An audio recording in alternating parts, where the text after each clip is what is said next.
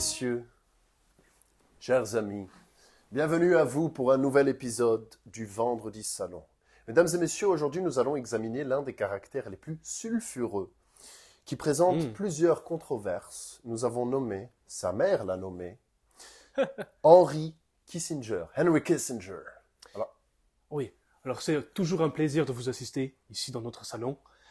Pour la plupart, quand quelqu'un publie leur thèse de maîtrise, il se devient oublié le moment qu'il est publié. Non, oublié, publié, oublié. C'est comme ça fonctionne comme ça. Mais ce n'est pas le cas avec celle-ci. Celle dont on va parler aujourd'hui, la thèse de maîtrise de M. Henry Kissinger, qui a tenté à répondre à une question très controverse, très spéculative et métaphysique même, philosophique. Le sens de l'histoire. The meaning of history. Très bien, très bien. Donc aujourd'hui, nous allons explorer la thèse de Henry Kissinger, The meaning of history. Nous avons le livre sous la main ici, Nikita. C'est là. Oui, s'il te plaît, nous pouvons. Bien sûr. Et je ne comprends pas pourquoi tu n'as pas commencé à avancer tes pions. Ah, Je sais que tu vas te prendre une branlette, mais ça sera complètement justifié. Bon, donc nous avons ici, je pense que c'est la seule édition, The Meaning of History. C'est la thèse de Masters, c'est le magistère de Henry Kissinger à l'université d'Harvard. Il l'a écrite quand il avait 24 ans ou 27 ans, vous m'excuserez. Et donc, Henry, tout d'abord, commençons par... Donc, cette thèse, tout d'abord, a changé toutes les règles c'est vrai. d'Harvard, n'est-ce pas? Donc, au début, Harvard n'avait pas de limite pour...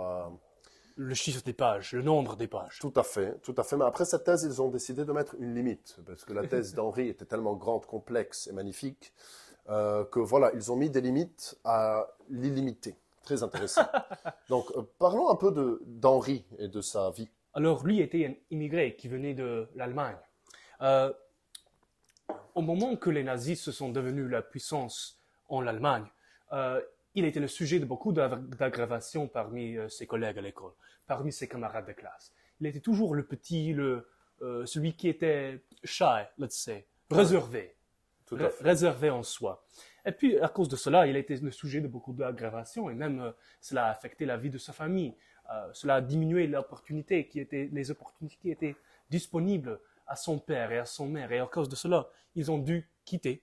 Et ils sont venus à cette grande terre de l'opportunité, l'Amérique. Très bien. Les États-Unis. Très bien. Donc, c'est ton tour. Henry a donc quitté l'Allemagne nazie, qui était sous occupation nazie à l'époque, pour la terre des opportunités des États-Unis d'Amérique. Donc, la famille Kissinger a émigré à New York, où ils avaient de la famille, des connexions, etc. Et donc, Henry a commencé à tout d'abord travailler dans une usine. Dans l'usine d'un de ses parents. Pendant qu'il était un étudiant de la accounting.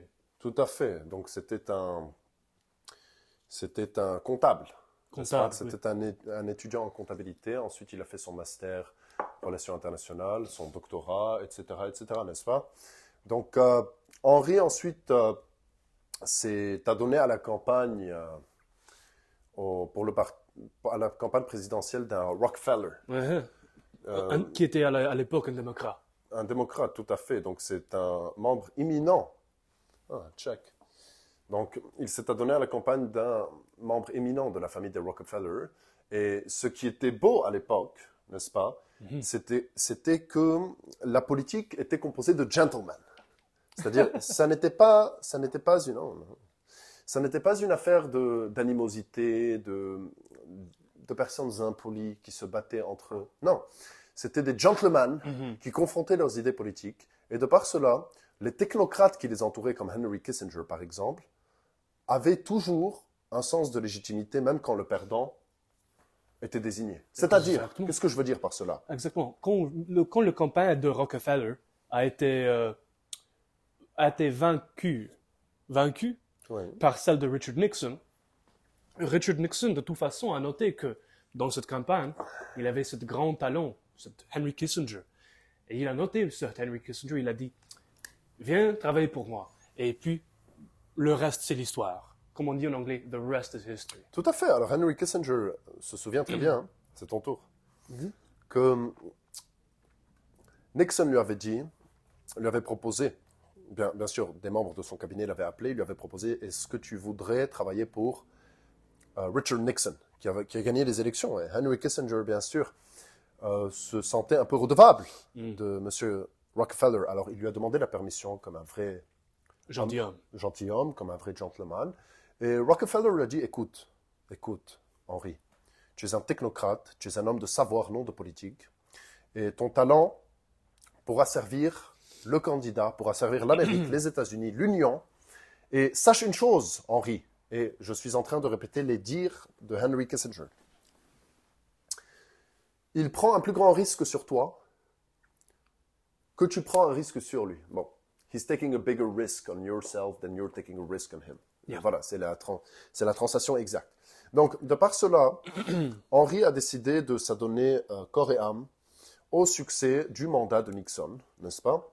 Donc, par là, s'est développé entre eux une relation, nous pourrions dire, de respect mutuel. Absolument. Oui.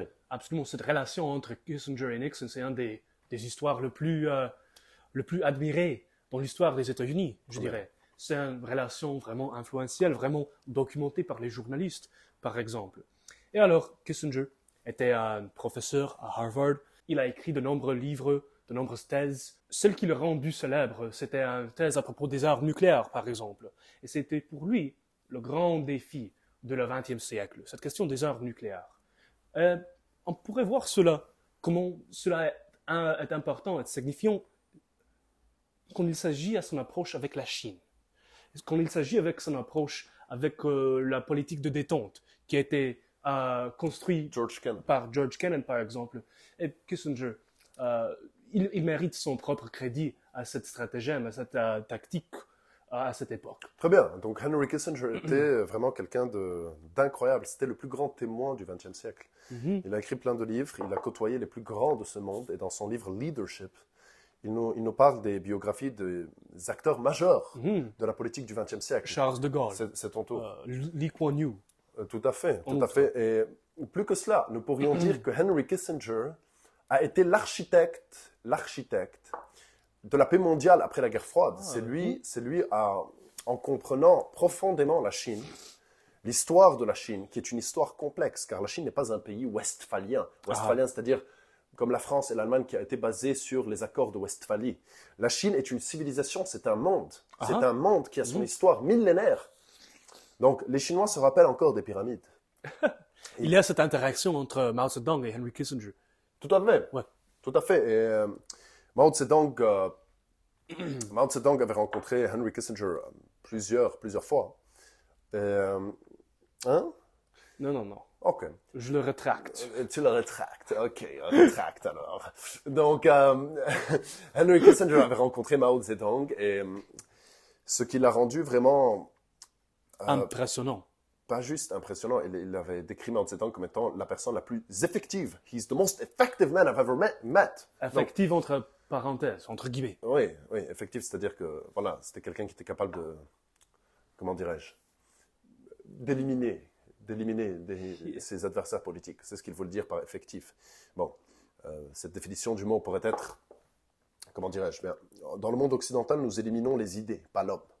Mais dans cette partie du monde, à cette époque en tout cas, voilà, c'était une période de changement politique. Et Henry Kissinger avait compris l'esprit chinois, car en diplomatie, le plus important, c'est se mettre dans les souliers des autres. Absolument. C'est se mettre à la place des autres, c'est comprendre les intérêts des autres. Comprendre les intérêts, leur esprit, leur trajectoire historique. Tout à fait, la diplomatie est, je dirais, le métier le plus important du monde. Car c'est le métier qui évite les guerres, qui évite les morts. Donc c'est le métier de la civilisation par essence, n'est-ce pas? Totalement. Donc, je calcule encore mes mouvements. Oui. Donc, Henry avait compris l'esprit chinois, l'esprit qui est dans l'histoire, l'esprit qui... Pour vous donner un exemple, quand Henry avait vu Mao, et il y avait un souci entre les Chinois et les Indiens. Le cadre. Oui. Yeah. Qu'est-ce que lui a dit Mao? Il lui a répondu avec une histoire qui a eu il y a 2050 ans, quelque chose comme ça. Tout à fait. Donc, il a répondu en faisant référence à une histoire qui a des milliers d'années. Donc, dans l'esprit des Chinois, eh bien, ils ont la mémoire longue, que disait Nietzsche.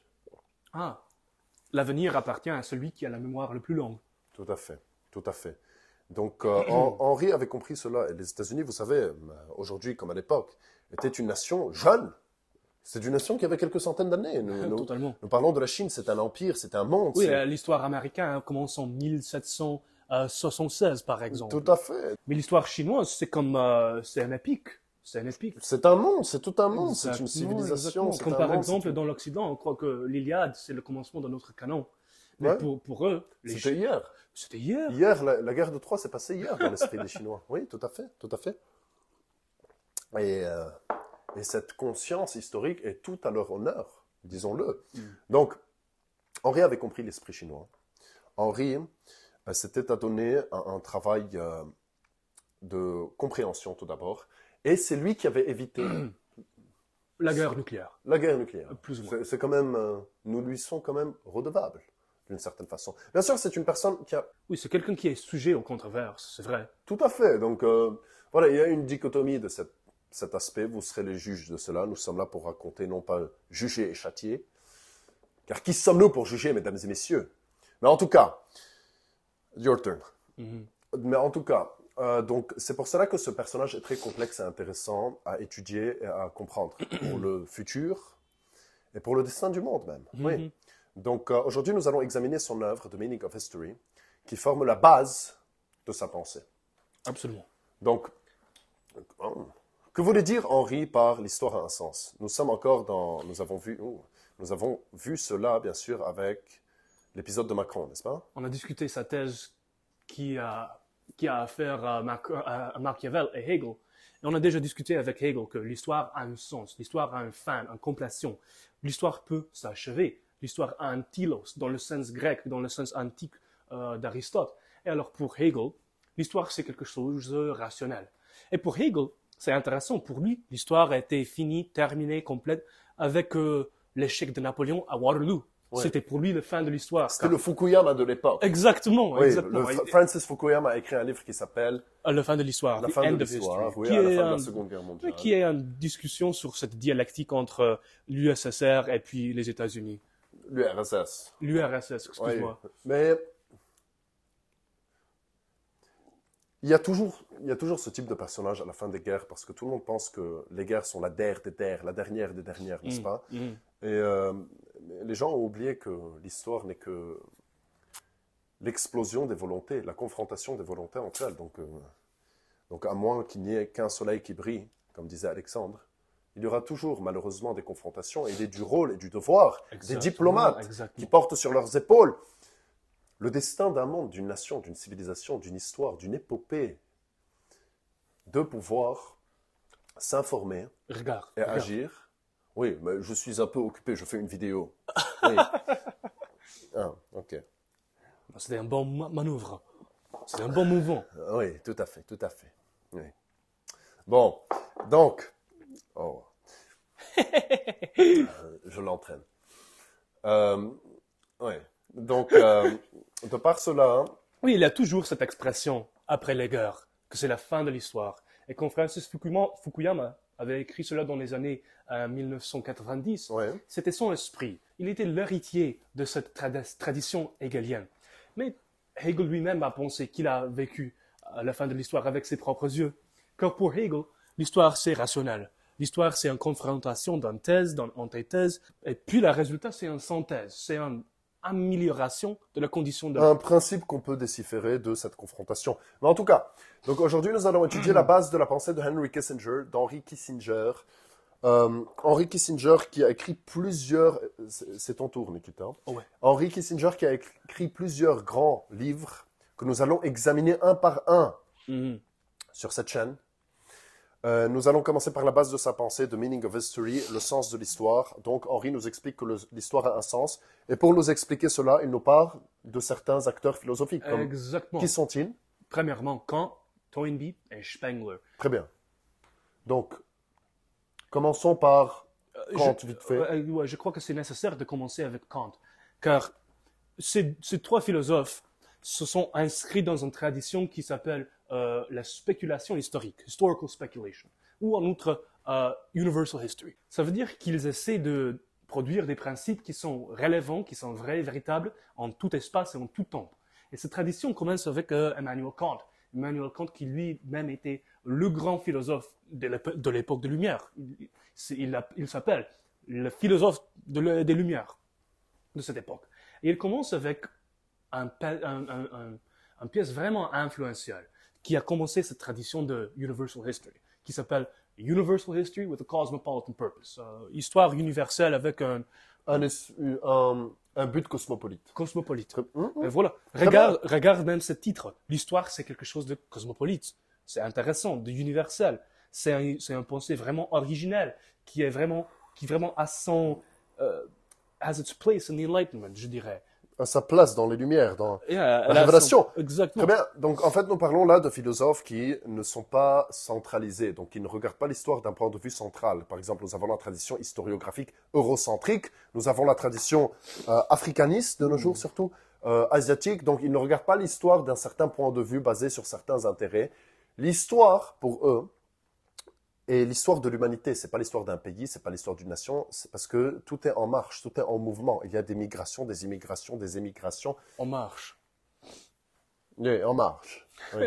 Regardez notre vidéo sur Emmanuel Macron. Donc, d'ailleurs, abonnez-vous, likez, partagez.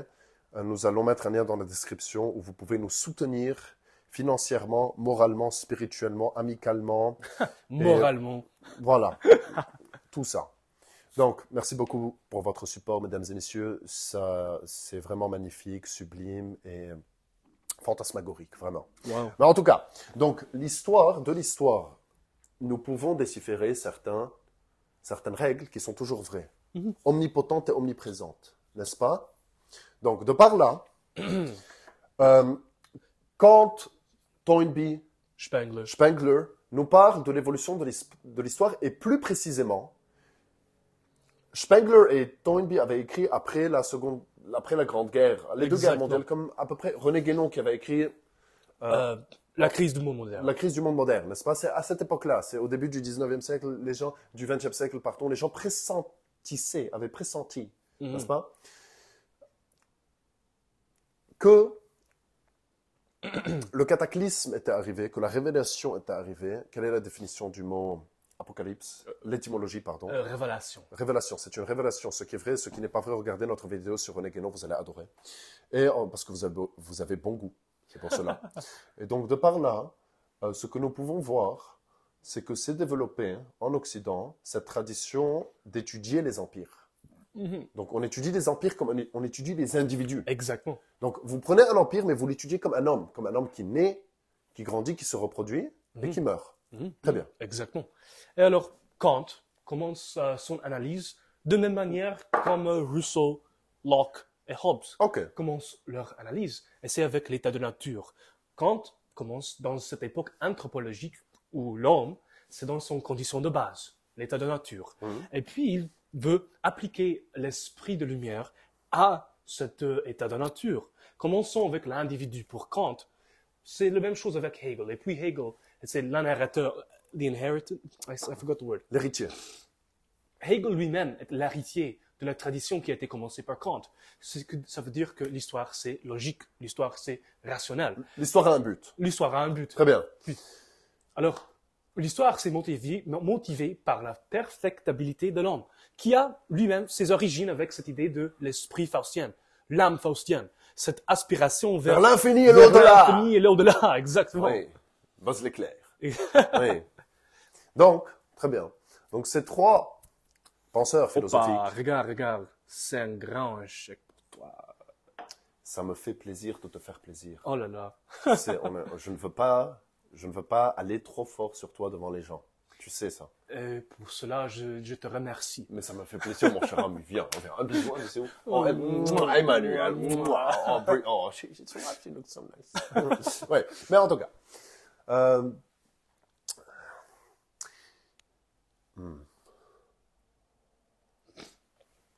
Alors, pour Kant... Une seconde. Non, excuse-moi. Donc, ces trois philosophes, sans rentrer trop dans les détails, on va faire une vidéo sur chacune de leurs œuvres. Bon, Toynbee, ça sera compliqué, il a écrit 12 volumes, ok, on va pas lire tout ça. Mais cela lui a pris comme 27 ans, 27 ans. pour l'écrire. D'accord. Donc, on va pas lire tout Toynbee, ok. Honnêtement, déjà, Kissinger, c'était quelque chose. Donc, on va vous expliquer vite fait comment chaque philosophe pense. Donc, la base qui les réunit tous, parlons de la base qui les réunit tous, c'est que les empires naissent, grandissent, se reproduisent et meurent, comme les individus. Your turn. Par exemple, Oswald Spengler, qui a très mauvaise réputation, parce qu'il a écrit un livre qui s'appelle Le déclin de l'Occident. Ce qui est un titre pessimiste. Mais c'est intéressant, il est encore populaire, même à son époque, il était populaire.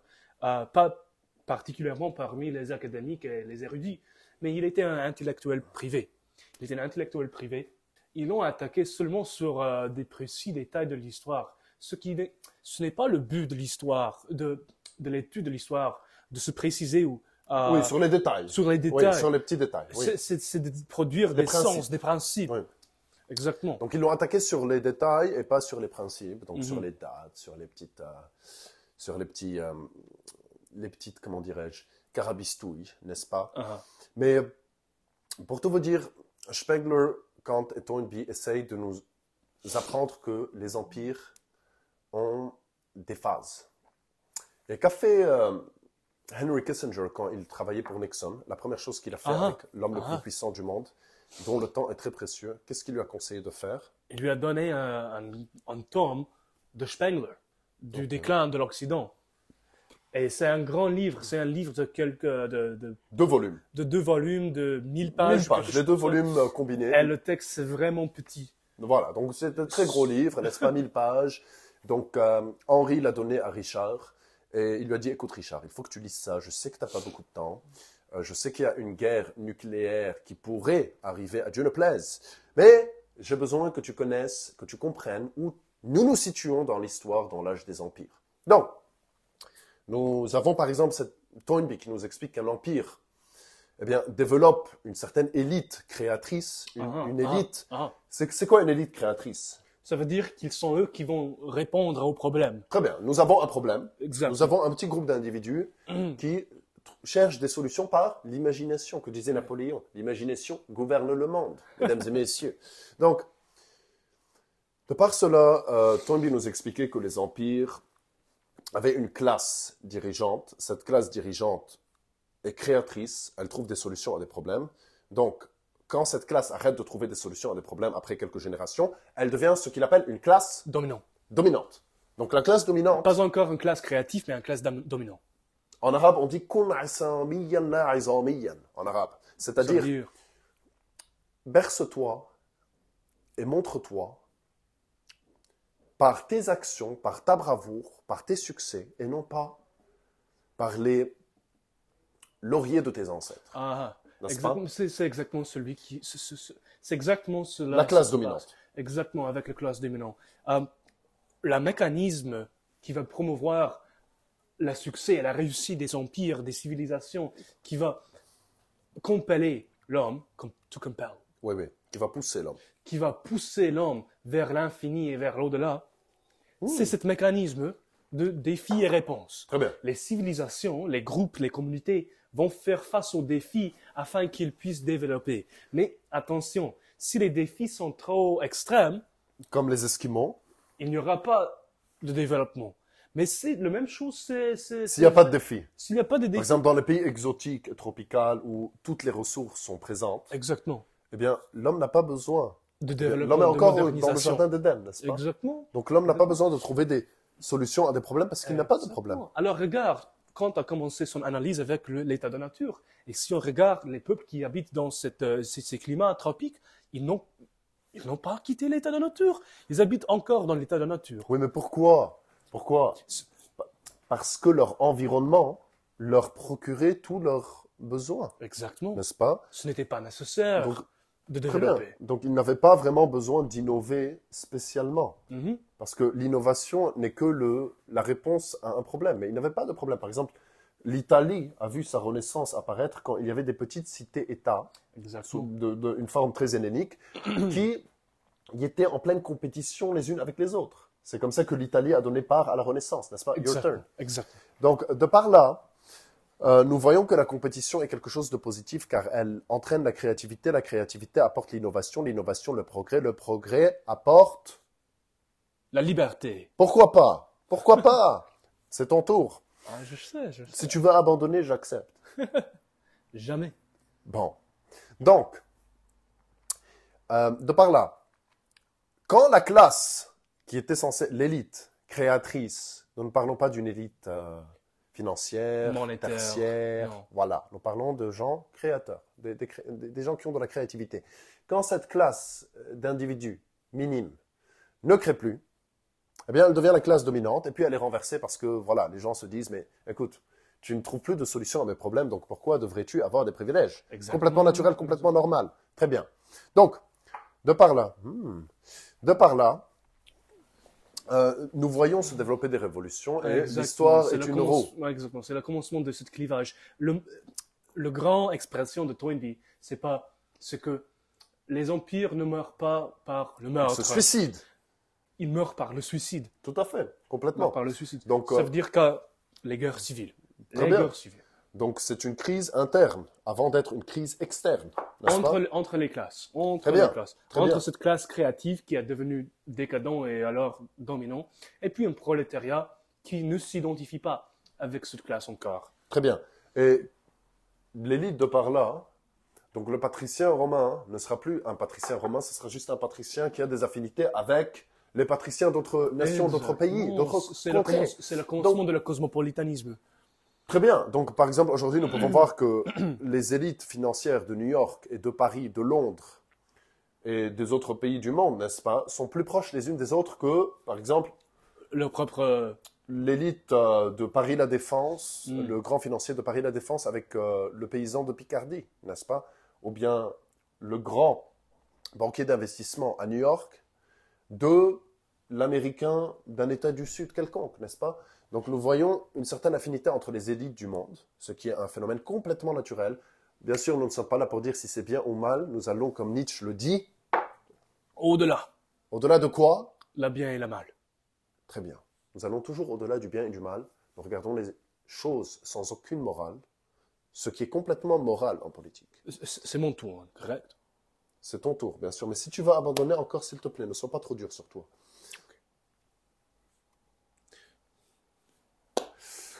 Très bien. Donc,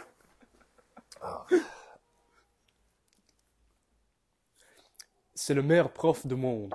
C'est grâce à ces instructions que je peux lui battre comme ça. donc, ah, mesdames et messieurs, de par là, les empires ont certaines phases de développement. Et par exemple, qu'est-ce qui se passe quand la classe créatrice devient la classe dominante selon Toynbee? Qu'est-ce qui se passe aux frontières? Ah, Qu'est-ce qui se alors passe? il y aura toujours cette classe de peuples qui habitent au cadre de la civilisation, qui ne sont pas, je dirais, initiés dans les rites, dans les rituels, Très les bien. lois, Donc, la civilité. donc, très bien. Donc, il y a des barbares, ce qu'on appelle Des barbares. Des barbares, bien sûr, ce sont des barbaros. Ce sont des gens... Ça veut dire pas qu'ils sont sauvages ou illitérés ou quelque chose Ils comme ne sont ça. pas habitués à habiter dans les villes, tout Exact. simplement. Donc, c'est ton tour. Mhm. Et les barbares vont observer les classes qui furent des classes créatrices, les traditions des autres, et de par leur vigueur, de par leur bonne santé, vont reprendre le flambeau, vont reprendre l'esprit. Quand, par exemple, Rome, par exemple. Rome, oui, Odoacre, Alderic. non, Aldéric, il y avait Aldéric et il y avait Odoacre, je pense. Ok. Odoacre et Aldéric étaient deux barbares qui avaient bien sûr la capitale, il y avait, nous avions Romulus Auguste, Romulus Augustus, qui était le dernier empereur, c'était un enfant. Il avait, je pense, 16 ans. La capitale était allée à Ravenne. Et puis, Aldéric est venu. Et pour les habitants de Rome, ça n'était pas la chute de l'Empire, c'était juste un renouveau de l'Empire. Parce que l'esprit romain est resté. Et que devient avec un État qui ne peut pas contenir ses frontières dans l'évolution naturelle des empires? Sa culture devient universelle. Universelle, n'est-ce pas? Elle devient universelle. Elle commence à absorber ce qu'on pourrait appeler... Assimilée. Ah, oui, tout à fait. Elle absorbe les barbares, si nous voulons. Pourquoi? Pourquoi? Parce qu'elle a besoin de la vitalité des barbares. Elle en a besoin. Parce que quand la classe aristocratique, quand l'élite créatrice ne crée plus, eh bien, la société ne peut pas avancer avec des gens qui ne trouvent pas de solution à des problèmes parce qu'elle a besoin de gens créateurs. Mhm. C'est pour cela qu'elle va assimiler les barbares et de par leur vitalité, de par leur créativité, il y aura une renaissance. Mhm. N'est-ce pas? Donc, de par là, c'est une étape nécessaire. Mais pourquoi est-ce que les barbares sont plus vigoureux, plus innovatifs?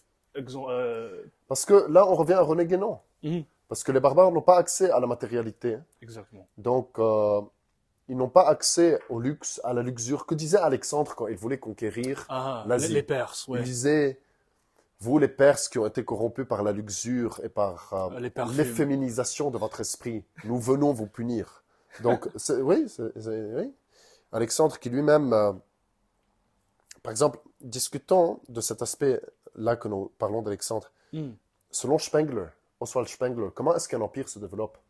Un empire, tout d'abord, commence par une entité introverte Exactement. qui se crée un royaume intérieur en C'est elle-même. le développement de la culture. Par exemple, Athènes, Sparte, Mhm. n'est-ce pas? Athènes et Sparte, ils se sont développés des cultures distinctes. Qu'est-ce qui s'est passé?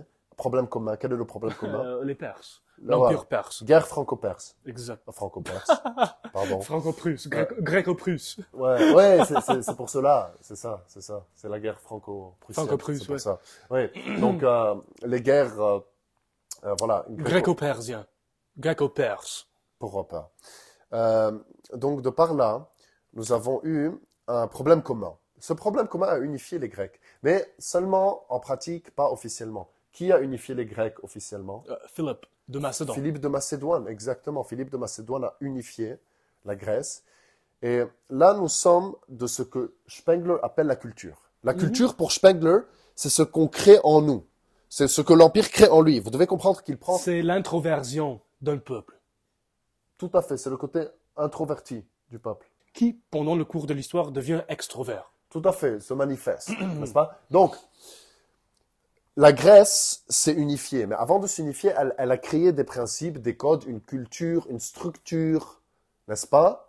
Puis, Alexandre est arrivé après que son père a unifié, et il a étendu vers l'Asie. Il a étendu, mais quand il a étendu, il a essayé d'helléniser l'Asie, n'est-ce pas? Mhm. Alexandre a essayé d'helléniser l'Asie, tu te souviens, on était là, n'est-ce pas? Donc, il est arrivé en Asie, il a construit, c'est comme les Romains un peu qui construisent des temples un peu partout, mais les gens qui habitent là-bas ne sont pas complètement romains. C'est mon tour. C'est toi. Donc, c'est ce que Spengler appelle l'expansion et l'empire. Pour Spengler, quand la culture devient civilisation, pour lui, civilisation est un terme négatif. Parce que Ah, exactement. civilisation veut dire, c'est le début de la fin. Exactement. L'expansion pour lui est le début de la fin. Exactement. N'est-ce- C'est comme un cancer qui gangrène Ouais, tout la à fait. civilisation. L'esprit de la civilisation, oui. Oui. Et donc voilà, l'histoire nous apprend des choses qu'on peut appliquer aujourd'hui, n'est-ce pas? Mhm. Donc, quand une culture devient civilisation et qu'elle s'étend plus qu'elle ne peut s'étendre, eh bien là, elle arrive à un point où elle chute et se referme sur elle-même, n'est-ce pas? Oui, il y a même cette perversion des idées. Comme par exemple, Non mais, pardon, continue. comme par exemple les temples grecs, par exemple, avec le grand colon, Oui, qui pour les Grecs représentait un idéal de harmonie, beauté, esthéticisme, etc., etc. Mais on voit ces colons partout dans le monde, Oui. surtout dans l'Occident. Pour nous, au XXIe siècle, dans l'Occident, ces colons et cette architecture grecque a un autre sens. Par exemple, Wall Street, on a ces colons grecs pour symboliser, je dirais, Le pouvoir financier. le pouvoir financier. Et alors, bien que l'empire, la culture, à son expansion, il devient de plus en plus perverti. Sa sens originel devient transfiguré, adapté pour un nouveau environnement. Tout à fait. Nous pouvons même voir qu'à la chute de Rome, les barbares ont fait de très belles choses, les cathédrales gothiques. Par N'est-ce pas? exemple, Les la cathédrales. cathédrale gothique qui, par exemple, faire comparaison entre le temple grec et la cathédrale gothique. Le temple grec qui est basé dans le terre, la cathédrale gothique qui va Qui s'élève vers les cieux. C'est vers ça l'esprit l'infini et faustien. l'au- exactement. C'est ça Vers l'esprit faustien. l'infini et l'au-delà. Donc Henri, dans son livre, nous explique L'esprit faustien, c'est un esprit très germain, c'est un esprit qui veut s'élancer vers l'infini. Nous pouvons voir que les Américains, qui à majorité sont germains, germains c'est-à-dire qui viennent de l'au-delà du Rhin géographiquement, n'est-ce pas? Ce sont des Saxons, des Anglo-Saxons pour la plupart, n'est-ce pas? Ils ont cet esprit d'aller vers l'infini. Regardez, jusque-là, ils s'étendent vers la Lune de nos jours, n'est-ce pas? Donc, C'est vrai. donc, je te disais juste avant que nous avions, quand l'Empire s'étend et qu'il ne peut plus s'étendre, à un moment, il va se renfermer sur lui-même. Donc nous avons les États-Unis d'Amérique qui étaient isolationnistes depuis leur conception et qui ensuite se sont étendus de par les deux guerres mondiales. Mais aujourd'hui, qu'est-ce qu'ils font? Une polarisation extrême. Non, mais aujourd'hui, ils se renferment. Ils se retirent peu à peu de la scène internationale, n'est-ce pas? Donc, c'est quelque chose de très intéressant à voir. Et nous pourrons dire que Toynbee, Kant, Spengler, eh bien, sont des docteurs, si vous voulez, empiriques. Ils étudient les empires. Ils étudient comment les empires évoluent dans le temps.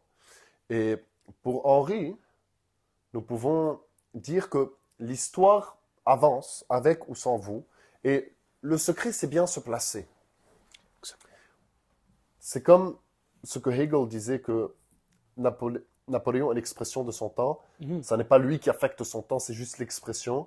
Mais que disait Machiavel? C'est la personnalité du prince qui affecte son temps. Exactement. Eh bien, Henri, comme Macron, comme le président de la République française, pensait que l'histoire est inéluctable. Il y a une certaine prédestination. Donc cette inéluctabilité de l'histoire nous laisse penser et croire que tout est prédestiné dans la Bhagavad Gita, n'est-ce pas?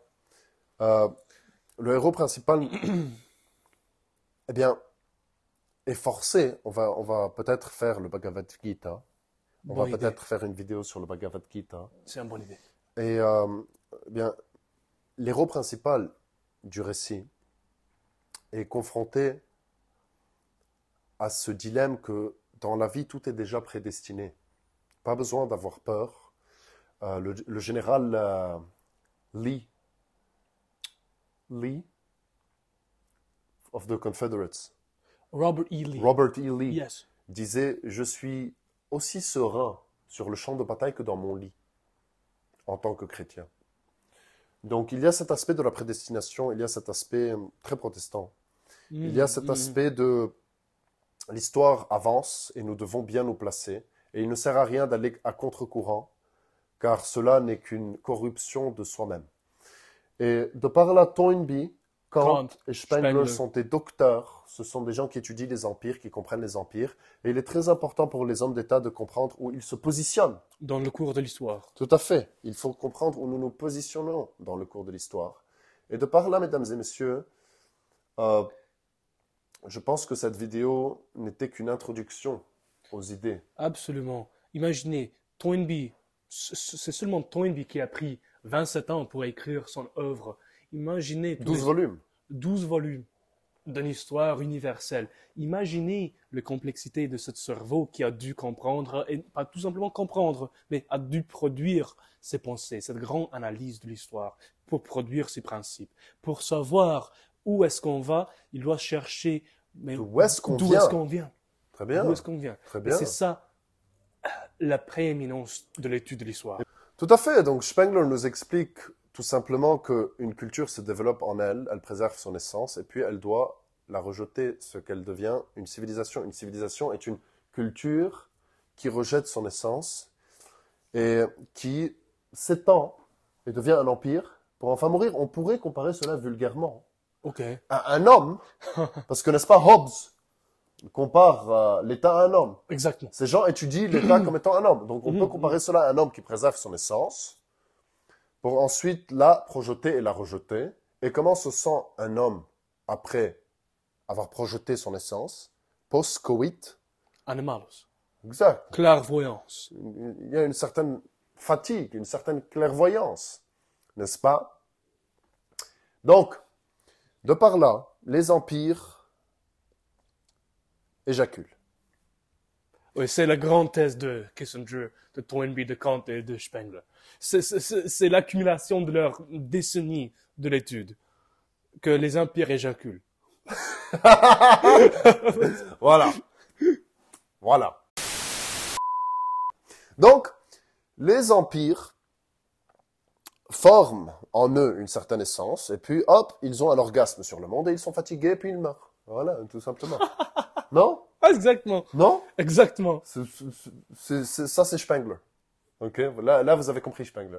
Donc, nous allons bien sûr aller analyser chacun de ces grands penseurs, et plus profondément dans plusieurs autres vidéos, mais on voulait vous donner une certaine base de l'esprit de la pensée d'Henry Kissinger, Henry Kissinger, qui est le personnage, le témoin le plus polémique, le plus intéressant, Exactement. le plus étudié, Et même controversé.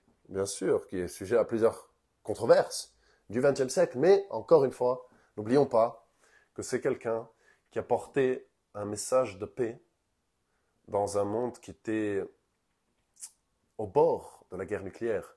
Pas toujours avec des moyens de paix, mais il a fait ce qu'il a pu. On peut dire qu'il a fait ce qu'il a pu. Est-ce que c'était mal? Est-ce que c'était bien? Ça n'est pas à nous de juger. Mais nous aimons les gens qui font ce qu'ils peuvent. Et un peu plus. Et de par cela, mesdames et messieurs, je dirais que abonnez-vous, likez, partagez. Vous trouverez des liens dans notre description pour nous soutenir de quelques moyens moral, financiers, amoureux. Spirituel. Oui, spirituel. Donc voilà, mais non, on préfère les financiers. Mais en tout cas, de par là, je dirais que chanter, Danser. Liker, cliquer, buvez. abonner. Oui. Et voilà, c'était Henry Kissinger. Voilà. C'était le salon. Voilà. Stay tuned. C'est votre plaisir, Nos désirs, vos espoirs. nos devoirs. Et voilà. Yalla! Voilà qui je suis, mais voilà même ici, mes années c'est fini, c'est mes voix, c'est mon cri, mes voix.